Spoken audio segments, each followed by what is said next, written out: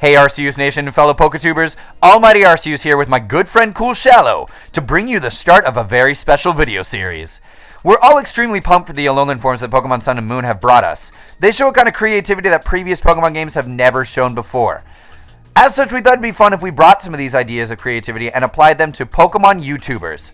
We've been inspired by their creative energy and all that they bring to supplement and make these games much more interesting, inclusive, and creative. So of course putting Alolan forms and these people together are perfect. We've created a few designs based on the mascot Pokemon of some of our favorite Pokemon tubers. Now we realize that all Alolan variation Pokemon are probably going to be from the first generation, what with it being the 20th anniversary celebration, meaning most of these ideas won't exist in-game. Also, some of these might already have Mega forms, but we thought it'd be fun to speculate and create as if they would be found in Alola. After all, we've got to channel the spirit of creativity. We'd also, of course, love to see your creativity, so leave comments about your potential ideas for Alolan forms, PokeTuber Mascots, and everything else in the comments below. Make sure you share and tweet this video to these PokeTubers mentioned so that they can see some of the designs we spent a lot of time making in honor of them. CoolShallow has made the artwork for this, and I've made the concepts as well as the lore behind these Pokemon. So please go and check out the art on his channel. The second part of the series will actually be on his channel, so make sure to check it out after you watch this one. With all that said, and in no particular order, let's commence with part 1 of PokeTuber Mascots that should have Alolan forms in Pokemon Sun and Pokemon Moon. Coming up first is Tyranitar Tube. So for Tyranitar Tube, we have Alolan Tyranitar. And yes, we already know he has a Mega Evolution, but it would be amazing to see some variation on Tyranitar based in Alola, since it's such an awesome Pokemon. Now, it's commonly stated in Tyranitar's Pokedex entries that they have the power to bring down entire mountains just to build nests. But they can't exactly do that in Alola, since most mountains are actually volcanoes, and destroying them would probably destroy entire islands. So instead of this, they adapted to higher mountainous climates, making their nests atop mountains in the snowy microclimates of Alola, where Alolan Sandslash and Ninetales live. Instead of breaking mountains, they cause avalanches and build their nests within the disheveled piles of snow. Thus, we give you Alolan Tyranitar, an ice dragon-type monster. We replace Sandstream with Snow Warning, since this icy climate will allow it to kick up a hailstorm rather than a sandstorm. Tyranitar naturally had spikes on its back, so we took those and made them look like jagged icicles that had grown on its back from the cold climate. These icicles have also started freezing on its chest armor as well. We also gave it an icicle bludgeon on the back of its tail, which make it a dangerous new weapon and a perfect tool for staying upright in the snow and climbing mountains. To stick with the theme of an ice dragon type, but to also make it more menacing and badass, we made its color palette lots of dark blues with accents of darker blue, light blue, and black to represent that dragon-esque aspect of Tyranitar. Tyranitar already has a wonderful move pool, so now it will get to take advantage of some new stab bonuses for moves like Avalanche, Ice Beam, and Dragon Claw. More moves could be added, but we think it'd probably be more balanced if it stayed relatively the same to its current moveset. Now, Tyranitar Tube, there's just one Pokemon based on your mascot in this video, but in future videos we may just have a few more for you. Stay tuned.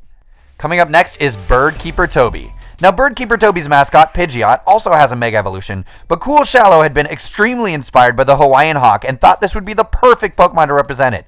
Called an Eo in Hawaii, these birds are the only hawks that inhabit Hawaii. Their large, bulky bodies distinguish them from other raptors around the world. This big-framed bird reminded us of Pidgeot, as it also has one of the larger frames of the Pokemon birds, combined with a smaller wingspan, just like the Hawaiian hawk has. This Pidgeot evolved in the drier regions of Alola. It developed dark plumage to stay hidden in dark trees at night when it typically hunts. It's said that many ancient Alolan tribal leaders used their feathers for ceremonial headdresses. Nowadays, it's a favorite among the Vandals of Team Skull, with many being used as scouts and lookouts at their team hideouts. Alolan Pidgeot would be a dark flying type with the abilities Intimidate and No Guard. As was described, you can see the darkening of the plumage that Pidgeot has, and its immense size as well as these dark colors are sure to intimidate prey.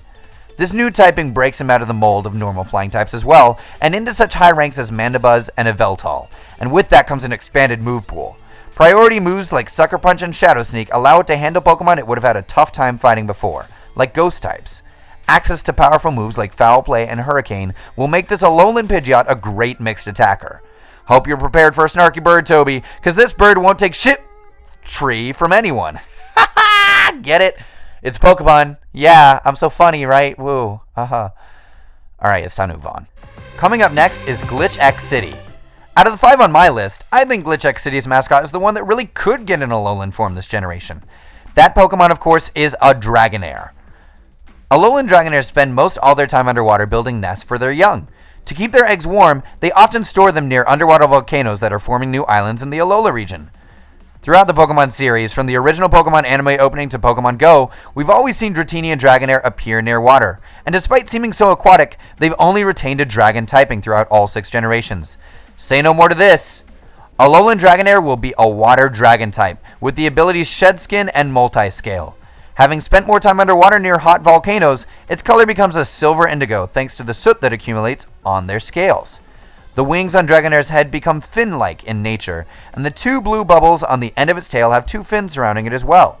This Dragonair is built for the aquatic life, while still retaining the beauty, majesty, and toughness that the original has.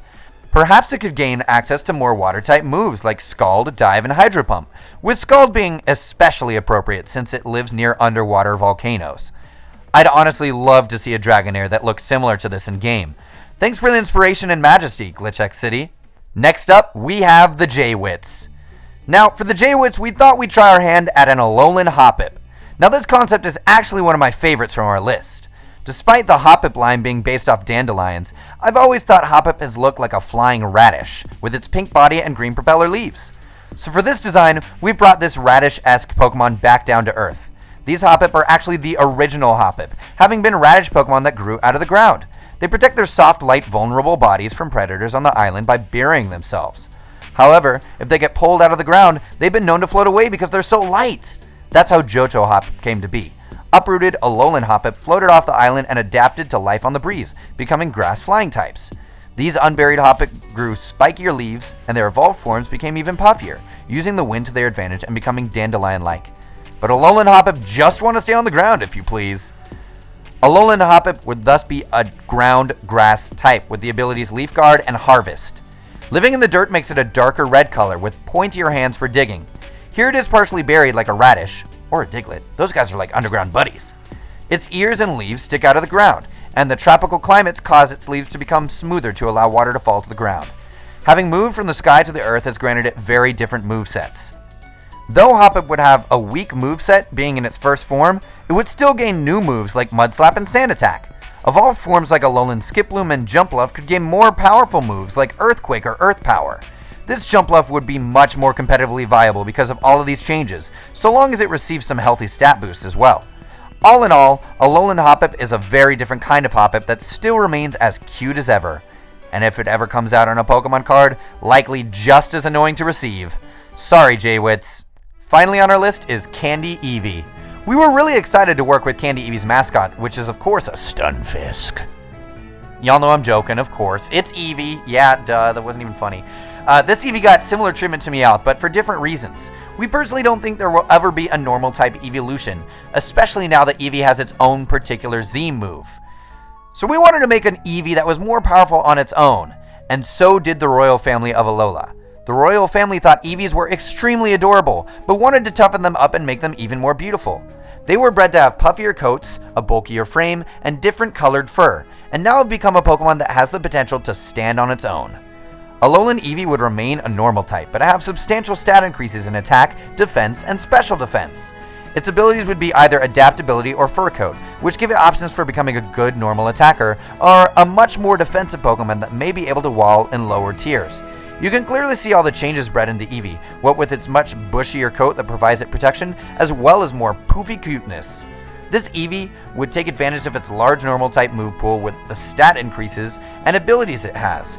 We want an Evie that can stand on its own in some tiers of battle, because Evie deserves it. It's so adorable, but it's often evolved out of its regular form. This way, Evie has a chance to stay as it is. Well, that's all for part 1, but we have a second part of the video with 5 more designs on CoolShallow's channel. Please click the box to go there and watch it right now. We really hope you've enjoyed the designs and the creativity. We put a lot of effort into making these videos, so let us know what you think. Please like the video if you enjoyed, comment, subscribe, and of course share this with the PokeTubers mentioned so they can see these designs. Thanks so much for watching. I'm AlmightyArceus with CoolShallow.